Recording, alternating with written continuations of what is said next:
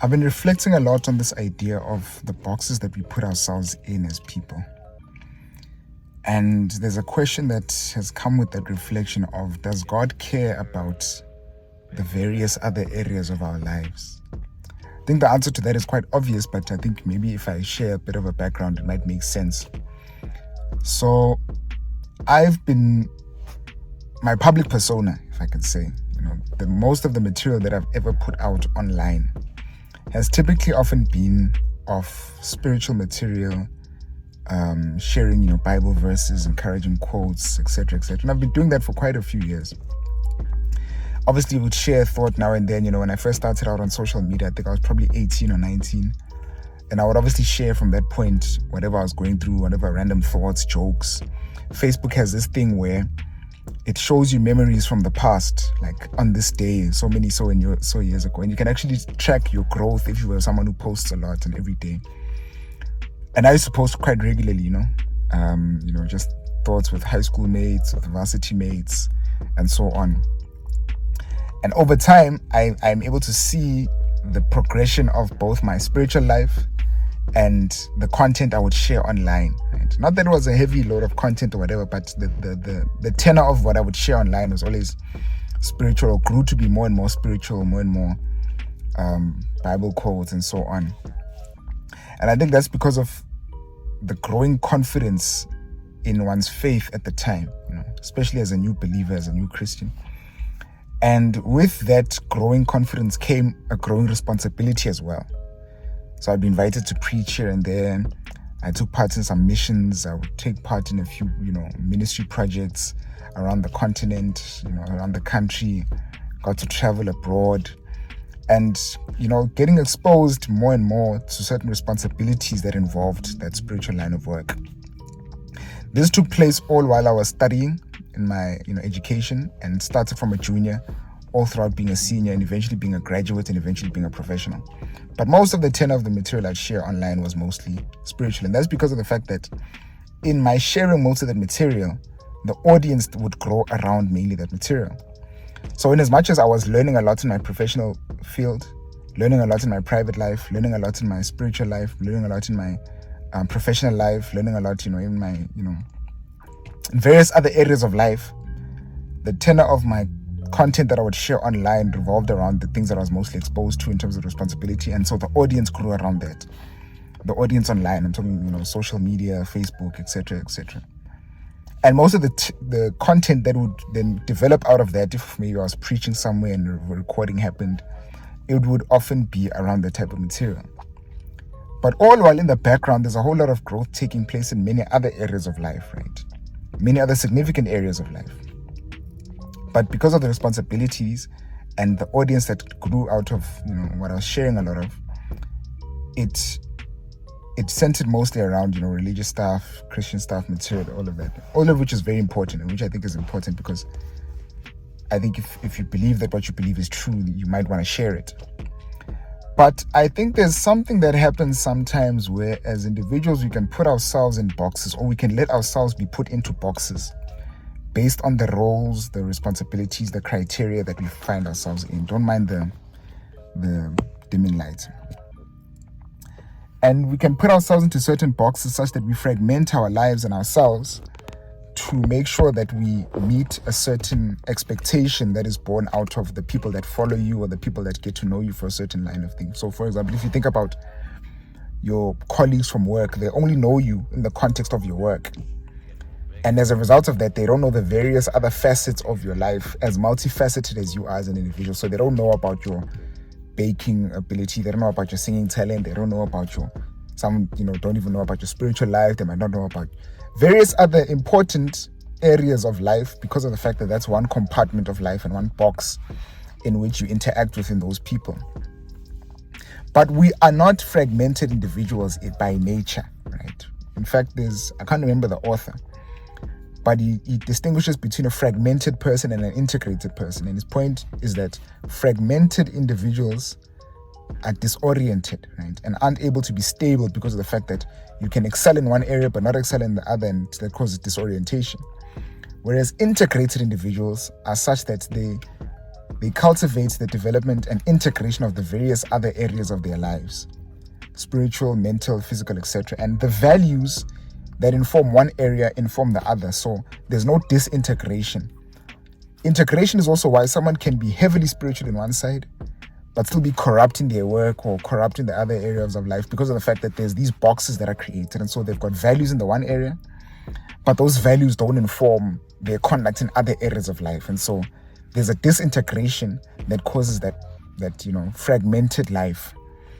There's a differences in the values that underpin the various boxes that they've put themselves in, or that they've allowed themselves to be put into.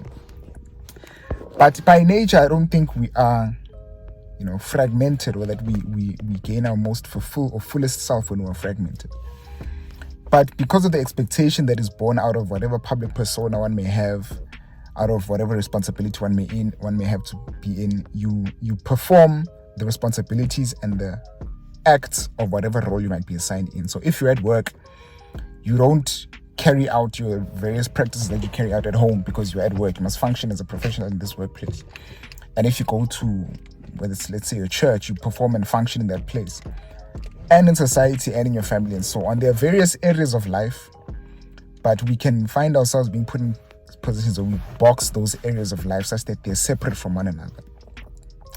But I don't think, as I said, that that's how we naturally are, because the areas of our lives affect all the others. When you're not well spiritually, you're not well physically, and you're not well mentally, it affects your performance at work. When you're not well in one area, because we are integrated wholes. By whole, I mean WHOLE, we're integrated wholes. And so, there's a sympathy between one area of life and another area of life, such that they affect all the others. But because we fragment us, or we perform those various areas of life as individuals, especially individuals that try to put out meaningful and material, meaningful value, you can be regarded as a commodity. Whereas, for example, a commodity is expected to perform certain functions to satisfy the person who's buying or, making use of that commodity. Because we expect consistency of the commodities that we, buy or that we procure.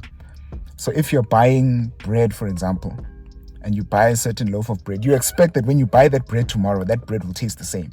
You don't expect another flavor of the same bread. You don't expect a new taste, a new texture. You expect consistency, because of that thing is a commodity. It's serving a function, and you expect it to serve that function consistently. And we can sometimes commodify individuals, or let ourselves be commodified because of the roles that we perform. Someone is sharing a story of how they lost a loved one, or they wanted to go to attend a funeral, or they were not well mentally, but they were still expected to perform well at their work. And that's because at work they are a commodity, and your job still expects you to perform these functions, because what we want here is your commodity, your commoditized value. And so whatever's happening in the one compartment of your life is not expected to affect your performance in this area of life. And so we can regard others and ourselves as commodities, and expect ourselves to perform as commodities in the certain boxes that we have put ourselves in. But we by nature are integrated individuals. Yes, we can carry out certain roles and functions, but we are integrated individuals. Why do I reflect on all of that? Firstly, obviously there's the belief that in Matthew 22, where God says, "You shall love the Lord your God with all your heart, all your soul, all your mind, and all your might." In another version, it says all your strength. That God has a sovereignty even on every other area of life, in my profession, in my education, in my field, in my mind, my soul, my body, my emotions, etc. And it says, "You shall love the Lord your God with all your heart, all your soul, all your mind, and all your might." So not only does God have a regard for all of those areas of life, but he expects the utmost development of those areas, because he says you must love me with all of those things. And loving God in any area of life is to give him your best in those areas. So there's an expectation of cultivating those to the best of one's ability, in all of those other areas. And it's that question that I asked in the beginning, that does God care about all those other areas of life? Why this matters is because we can try to box people in when they have something that requires them to come out of those boxes and give value in various other areas of life. So someone who you might know to be spiritual, and maybe to apply it directly to myself, Someone might be known to be, a preacher, sharer of devotional material, speaker, etc. in the specific line of stuff. When they then venture out to give value in the various other areas of life, which they might be competent in, it becomes a shock to the system because the commodity is acting outside of our expectations of that commodity. Even though sometimes the person, and I nearly said the commodity, needs to grow in those areas and give value in those areas beyond the box that you might have put them in. And there's this thing called a caricature. A caricature is like those cartoons in the newspaper where they, comic strips about whether it's a political figure or a certain celebrity, and they might exaggerate certain features of that celebrity. So if they drawing a cartoon of Prince Harry, I think that's the monarchy of England, he's got big ears, right? And so they exaggerate that, and it's a caricature to exaggerate certain features of a person to appear funny or grotesque, right? Or for dramatic effect. When we box ourselves into certain positions, we can become a caricature of ourselves to say that no, but this is not how someone who's in this box is expected to perform. This is not how if you're a doctor, it's like, no, this is not how a doctor carries themselves, even though you might have gifts and values and skills in other areas of life. And so you box you limit the expressions of various other areas of your life because of the caricature that's expected of you, that you're supposed to exaggerate this part of you to the limitation of various others, as though you weren't created to be the fullest version who you can be in all those other areas of life. And so we put ourselves into those boxes. And in putting ourselves into those boxes, we limit the fullest expression of ourselves and who God wanted us to be. And in so doing, we then limit our glorifying of God. We then do not honor God to the fullest capacity that we could. Why I say it in that specific manner is because sometimes one can say, no, but you must stick within the certain box of preacher, teacher, whatever. Despite the fact that you've got value to give in those other areas of life. And so you rob the world of that value in order to be a caricature, to stick to a certain box that's expected of you or that has been historic of you. No, but we know you for this, and so we expect you to. So that's why some people, when they venture out to give value in other areas of life, people say you've changed, or you're no longer the person who you were. When it's really that, it really is who they were. They were just suppressing it in order to make sure that they give you the value that you appreciate. I don't know. I'm just sharing this reflective thought, man, because as I've been growing and trying to give and share more value, as I've really been trying to give more value and grow in that area of giving value in various other areas of life, I see how much of a distinct surprise it is for some people to see you outside of certain zones that they've put you in. But we were created to give as much value as possible to as many people as possible. One of my favorite speakers, Miles Monroe, he likes to give this analogy of graves. And he says, the grave is one of the most fullest place it's the place that has the fullest potential in the universe, because many people died without having fully realized their potential. And he makes the point where he says we must die empty. We must die empty, as in all that God has put in us by birth and by creation. We need to make sure that we give it all out so that by the time we die empty.